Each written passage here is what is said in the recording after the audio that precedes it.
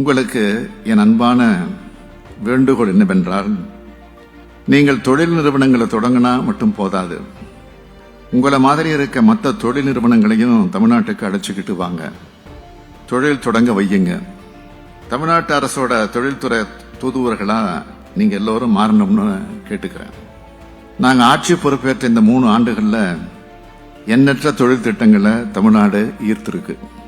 அதிக முதலீடுகளை ஈர்க்கக்கூடிய உயர் தொழில்நுட்பம் வாய்ந்த தொழில்களையும் அதிக எண்ணிக்கையிலான வேலைவாய்ப்புகளை உருவாக்கக்கூடிய தொழில்களையும் ஈர்த்து அது மூலமா 2030ஆம் ஆண்டிற்குள் $1 டிரில்லியன் பொருளாதாரமா மாறணும் என்ற தமிழ்நாட்டோட இலக்கை அடையறதுக்காக நம்முடைய அரசு முனைப்போடு செயலாற்றி வருது.